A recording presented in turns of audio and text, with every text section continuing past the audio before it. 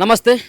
ఇటీవల చూస్తున్నాం రాష్ట్రంలో అనేక రకాలైనటువంటి సంఘటనలు, ముఖ్యంగా బీసీల మీద కావచ్చు, ఎస్సీల ఎస్టీల మీద జరుగుతున్నటువంటి దాడులు కావచ్చు.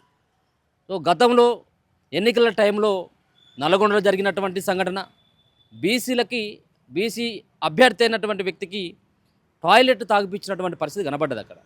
ఇక దాని తర్వాత జరిగినటువంటి పరిణామాలు, అదే కోదాడకు సంబంధించినటువంటి ఎస్సీ వర్గానికి చెందినటువంటి కర్ల రాయేష్ సంబంధించినటువంటి లాకప్ డెత్.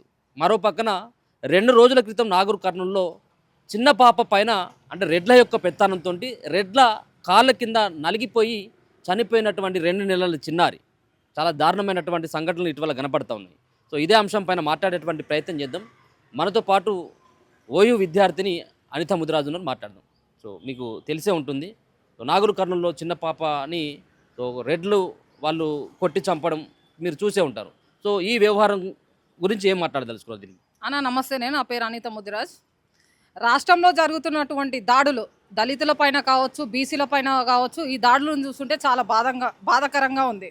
నేను ఒకటే అడగదలుచుకున్నా రేవంత్ రెడ్డిని. రేవంత్ రెడ్డి ఏడవండుకున్నాను, నిద్ర లేవా? ఇంకా మా దళితులు, బీసీలు, ఈ రాష్ట్ర ప్రజలు గారా, ఈ రాష్ట్ర ప్రజలపైన దాడులు జరిగినప్పుడు నువ్వు స్పందించవా? ఏడవనుకున్నావా రేవంత్ రెడ్డి? ప్రజా సొమ్ముతోని దేశాలు తిరుగుతున్నావు, కానీ ఇక్కడ దళితుల పైన, బీసీల పైన దాడులు చేస్తే నీ బాధ్యత కాదా? నువ్వు ఇంకా ఎందుకు స్పందిస్తలేవని నేను అడుగుతున్నా. చూసిరా అండి, వీళ్ళు మన రాష్ట్రంలో తిప్పి కొడితే 10% కూడా ఉండరు రెడ్డిలు. అలాంటి మన బీసీలు మనమే ఉన్నాం ఎక్కువ. మన ఓట్లతో గెలిచిన ప్రభుత్వం ఇది. మా ఓట్లతో రేవంత్ రెడ్డి నువ్వు గెలవలేదంటే చెప్పు, మా పవర్ ఏందో చూపిస్తాం. నువ్వు మీరందరూ రాజీనామా చేయాలి. మా బీసీలు, మా దళితుల పవర్ ఏందో చూపిస్తాం. నువ్వు రాజీనామా అయ్యి నిన్ను సీటు నుండి దొరపనీకనే మేము కూర్చున్నామండి. ఈరోజు ఎంత బాధాకరం అండి. ఆడ జాతర పోయింది అమ్మాయి నాగర్ కర్నూలు, మా డిస్టిక్ పక్కనే, రంగారెడ్డి పక్కన నాగర్ కర్నూలు ఒక విలేజ్ రా మల్లన్న జాతర. అసలు ఈ రెడ్డిలు మీరేమన్నా చూసినావా అన్న? రెడ్డిలు గుడికోయి మన దగ్గర క్యూ కట్టంగా ఈ గుడిలు నడిచేవే మన సొమ్ముతోని, మన చందాలతోని. గుడిల పైన అధికారం ఉన్నది మనకు. వాళ్ళు ఎవరన్నా వాళ్ళు వస్తారు, వయ్యారంగా వస్తారు, లైన్ నిలబడతారు, స్పెషల్ టికెట్ తీసుకుంటారు, పోతారు, దర్శనం చేసుకుంటారు. గుడిలో ఎవరైనా నడిపించేది మనం బీసీలం. ఆడ ఒక్కొక్కడు మాట్లాడతాడంట రెడ్డి లా అనే వడు స్టార్ట్ అయ్యే వడుతో మాట్లాడతాడంట. ఎవడరా నువ్వు మాట్లాడేది? మా బీసీల మీద మాట్లాడతావురా నువ్వు? ఒక్కొక్కని నీ నోట్లో యాసిడ్ కోసి చంపుతాం మేము. ఎట్టెట్లా మాట్లాడతావురా అమ్మాయి అని కనిపిస్తలేదా? రేవంత్ రెడ్డి నువ్వు దీనిపైన చర్య తీసుకోవాలి. ఎందుకు మాట్లాడతలేవు? నిన్ను చూసి ఈ రెడ్లు రెచ్చిపోతురు.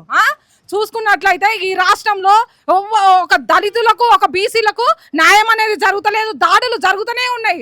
మనం చూసుకున్నట్లయితే మందకృష్ణ మాదిగ గారు 30 ఏళ్ళ పోరాట చరిత్ర గల నాయకుడు 100 రోజుల నుండి పోరాటం చేస్తుండే న్యాయం కోసం. ఆయన ఒక దళితుని హత్య చేసింది ఈ ప్రభుత్వంలో పనిచేసేటువంటి అడ్మినిస్ట్రేటర్స్. 100 రోజుల నుండి పోరాటం చేస్తే దానిపైన అన్నతోని కూర్చొని మాట్లాడవా? నువ్వు ఎవరితో గెలిచినవయ్యా? మా ఓట్లతో గెలిచినవయ్యా. నీ రెడ్డిలు 10% ఉన్న వాళ్ళు వేస్తే నువ్వు గెలవలేదు. అన్నతో ఎందుకు కూర్చోవు నువ్వు? అన్న మందకృష్ణ అన్న, నీకు చెప్పేది ఒకటే, నువ్వు ఇంతతోని నువ్వు ఉద్యమాన్ని ఆపొద్దు. నీ వెంక మీ ఉన్నావు, నీ పోరాటాలు చూసి పెరిగిన బిడ్డగా చెప్తున్నాము. మా బహుజనులం కూడా నీ వెంట ఉన్నావు. నువ్వు ఇంకా ఈ పోరాటాన్ని ఆపొద్దు. ఎట్లా ఆపుతావన్నా? ఆయనకి ఇంకా మనం ఛాయిస్ ఇచ్చినట్లయితుంది. ఆయన ముక్కుని నేలకు రాపియాలే రేవంత్ రెడ్డిని. అవసరమైతే మందకృష్ణనే నిన్ను సీఎం సీట్ మీద కూర్చోబెడతాం మేము. ఈ రోజు దళితుల పైన చూసుకున్నట్లయితే, బీసీలను చూసుకున్నట్లయితే ఎవరికి రక్షణ లేదు. ఎవరికి ఉందంటే రెడ్లకు రక్షణ ఉంది. ఆయన ఒక సీఎం, ఆయన చూసుకొని ఈ రెడ్లు రెచ్చిపోతురు. ఇక్కడ చూసుకున్నట్లయితే మన నల్గొండలో ఒక బీసీ బిడ్డని అంత గలీజ్గా యూరిన్ నోట్లో పోసి అట్లా చేస్తారా అన్న? మీ గెలవద్దా? మీ ఉండొద్దా? ప్రజాక్షేత్రంలో మేము ఉండొద్దా? మీ వల్ల ఎవరికి లాభం జరుగుతుంది?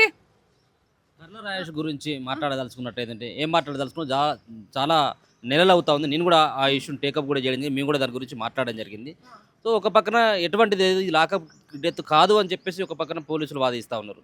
సో దాంట్లో మీకున్నటువంటి అనుమానాలు ఏంటి? ఎందుకు ఈ కేసును తెర మీదకి ఎందుకు అంత పెద్దగా హైలైట్ చేయట్లేదని అనుకోవచ్చు? ఎందుకు చేయట్లేదు అంటే, ఇది ఒక దళిత జాతికి చెందిన బిడ్డ. అక్కడ ఉన్నటువంటి ఎస్పీ రెడ్డి, ఆ రెడ్డిని కాపాడుకునే ప్రయత్నంలో ఇక్కడ న్యాయం చేస్తలేడు. రేవంత్ రెడ్డి చర్చ కూర్చుంటలేడు అన్నతోని. నువ్వు ఎందుకు కూర్చుంటలేవని నేను అడుగుతున్నా. ఒక తల్లికి నవమాసాలు మోసిన 25 ఏళ్ళ పిల్లగాని పోగొట్టుకుంటే తల్లి గోస ఆ తల్లికే తెలుసు. కాకి పిల్ల కాకి ముందు, పిట్ట పిల్ల పిట్టకు ముందు. బలహీన ప్రాణాలు బలి తీసుకునే హక్కు నీకు ఎవరిచ్చిన రేవంత్ రెడ్డి? ఏడవండుకున్న రేవంత్ రెడ్డి ఇంకెందుకు లేసలేవు రేవంత్ రెడ్డి? మందకృష్ణ అన్నకు ఒక్కటే చెప్తున్నాం, దీనిపైన ఇంకా పోరాటాలే, మేము ఇంకా ఉన్నాం. తర్వాత మా బీసీలకు ఇట్లా న్యాయం చేయకపోతే నీకుంటది చెప్తున్నాం. బీసీ బిడ్డ చిన్న పాపండి, ఆమె గుడికాడికి పోతాడంట, వీడు ఎట్లా పడితే అట్లా మాట్లాడితే వాళ్ళ సోదరునికి చెప్తే ఆ సోదరుని మళ్ళీ మా అక్కని ఎందుకు గిట్లా అన్నారన్న అని పోయి ప్రశ్నిస్తారంట. ఒక 4-5 గంటలు కొడతారా అన్న? మీరు ఏం చేస్తున్నారు? మీ జర్నలిస్టులు కూడా దీనిపైన స్పందించాలి. అక్కడ ఉన్నటువంటి రెడ్డిలని ముక్కు నేలకు రాపియాలి. ఇక్కడ స్థానిక ఎన్నికలలో కూడా ఆయనకు అనుకూలంగా ఆ రెడ్డిలకే వచ్చేటట్టు సీట్లు చట్టం చేసుకున్నాడు. ఆ విధంగా ఇక్కడ రెడ్డిలే ఉన్నారు. వాళ్ళు ఉన్నది తక్కువ జనాభా, కానీ ఇక్కడ మన రాష్ట్రాన్ని ఏలుతున్నది వాళ్ళు. ఓట్లు ఒకరివి, ఆయన అనుభవిస్తుంది ఒకటి పదవి. ఇట్లుంది రాష్ట్రంలో. సో మాకు దళితులకు బీసీలకు న్యాయం జరగాలి. న్యాయం జరగకపోతే నిన్ను కూర్చి మీదకి వెళ్ళి దింపుడే మాకు ధ్యేయమండి. అక్కడ జరిగినటువంటి నాగూర్ కర్నూలులో జరిగినటువంటి ఈ ఘటన పట్ల కాసేపటి క్రితమే పోలీసులు కూడా స్పందించినట్టుగా ఉంది. సో ఎవరైతే బాధితులు ఉన్నారో ఆ శ్రీనివాస్ రెడ్డి కావచ్చు, ఇంకా శ్రవణ్ రెడ్డి, ఇంకెవరో నలుగురు పేరు వినబడతా ఉన్నాయి. వాళ్ళ మీద కూడా వివిధ సెక్షన్ల కింద కూడా కేసులు నమోదు చేసినట్టుగా తెలుస్తూ ఉన్నది. సో ఇంకా ఏంటిది అంతిమంగా మీకు ఇంకా ఎట్లాంటి న్యాయం కావాలని చెప్పేసి అనుకుంటా ఉన్నారు? చాలా ఘోరంగా అండి, ఘోరంగా. అంటే బీసీలము దళితులము. అసలు నువ్వు దళితులు నువ్వెందుకు వస్తావే గుడికి అని అంటుండు. అరే నువ్వెవడివిరా ఫస్ట్ గుడికి రానికే? మాదిరా గుడి రెడ్డి, నువ్వు ఏడరాని నీ పెళ్ళాలు మీరందరూ వచ్చేది క్యూ లైన్లో పోతారు, ప్రత్యేక దర్శనం చేసుకుంటారు. మేము గుళ్ళకి వచ్చేది, గుడి నడిచేది మా సొమ్ముతోని. నువ్వెవని రాడు ఉండనికే? ఫస్ట్ నీకే హక్కు ఉంది గుళ్ళలో ఉండనికే? మీరు రెడ్డిస్ ఎందుకుంటారండి ఆడ? మీకు బిజినెస్లు ఉన్నాయి, మీకు పొలాలు పాడైనాయి, ఆ పొలాలలో పని చేసుకోండి. రియల్ ఎస్టేట్ ఎక్కడన్నా రావండి. మా పేదోళ్ళ కోసం ఉంది ఆ గుడి. మా పేదోళ్ళం ఉంటాం ఆడ మేము. నువ్వెవరు ఆడున్ననికే? నువ్వు మా బీసీ బిడ్డని అట్లా గలీజ్గా దూషించడానికి నీకే హక్కు ఉందని నేను అడుగుతున్నా.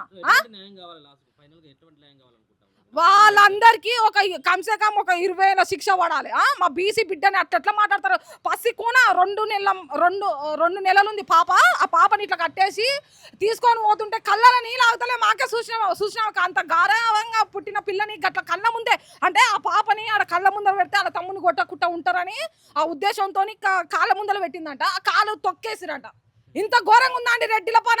రేవంత్ రెడ్డి ఏం చేసినావు? నువ్వు రేవంత్ రెడ్డి, నువ్వు ఫస్ట్ నీ రెడ్ల పైన చర్య తీసుకో. నువ్వు నిన్ను చూసుకొని ఇట్లా చేస్తే నువ్వు ఫస్ట్ నీకుంటుందని చెప్తున్నా మేము. నిన్ను చూసుకొని వీళ్ళు రెచ్చిపోవడం ఏంది? నిన్ను కూర్చోబెట్టుడే ఎక్కువ కుర్చీ మీద. నువ్వు నిన్ను చూసుకొని వీళ్ళు రెచ్చిపోతున్నారు. మా పైన దళితులు దాడులు చేయడం ఏందయ్యా? మేము ఉన్నదే జనాభా ఎక్కువ, తిప్పి కొడితే 10% లేరు. న్యాయం కావాలి, వాళ్ళకి శిక్ష వేయాలి, కఠినంగా శిక్ష వేయాలి. మా దళితుల పైన, మా బీసీల పైన మళ్ళీ దాడులు జరగదు, పునరావృతం కావద్దని మేము కోరుకుంటున్నాం. ఎవరండి మీరు మమ్మల్ని దాడులు చేయడానికి? మీకు ఏం అధికారం ఉందని నేను అడుగుతున్నా. సో ఇది మొత్తానికి స్టూడెంట్ లీడర్లతో పాటు బీసీ సంబంధించినటువంటి సంఘాల నాయకులు, ఎస్సీ సంఘాల సంబంధించినటువంటి నాయకులు కూడా నిన్న జరిగినటువంటి సంఘటనని మళ్ళీ ఒకసారి పునరావృతం కాకూడదు, దీనికి బాధ్యులైనటువంటి వ్యక్తులని కఠినంగా శిక్షించాలి, ఆ కుటుంబానికి న్యాయం చేయాలన్నటువంటి డిమాండ్ ప్రధానంగా వినపడతా ఉంది. ఇప్పుడు రాష్ట్రంలో ఎక్కడ చూసినప్పటికీ కూడా నాగూర్ కర్నూలులో జరిగినటువంటి చిన్న పిల్లని తొక్కి చంపినటువంటి ఈ సంఘటన గురించి ఎక్కడ నలుగురు కూర్చున్నా కానీ ఇదే సంఘటన గురించి కూడా మాట్లాడుకుంటా ఉన్నారు. కేవలం 4-5% లేనటువంటి రెడ్డిల యొక్క పెత్తనం ఈరోజు బీసీలు, ఎస్సీలు, ఎస్టీల పైన ఈ రకమైనటువంటి పెత్తనం చేస్తూ వాళ్ళకి కేవలం గుళ్ళోకి వెళ్తూ ఉంటే టికెట్ తీసుకోకపోవడమే వాళ్ళ యొక్క పాపం అయిపోయిందా? వాళ్ళు చిన్న పిల్ల అని చెప్పేసి కూడా చూడకుండా 2 నెలల చిన్న పాపని తొక్కి చంపిన్లు అనేటువంటిది నిజంగా కూడా చాలా దురదృష్టకరమైనటువంటి సంఘటనగా అనేది చెప్పుకోవచ్చు. ఇంకా దీంట్లో ఎవరైతే బాధ్యులుగా ఉన్నారో, ఇంకా ఎవరైతే ఈ యొక్క ఇన్సిడెంట్లో పాల్గొన్నారో వాళ్ళందరిపైన కూడా కేసులు నమోదు చేసి వాళ్ళని శిక్షించాలన్నటువంటి డిమాండ్ అయితే ప్రధానంగా వినపడతా ఉంది. చూస్తూనే ఉండండి మన తొలి వెలుగు.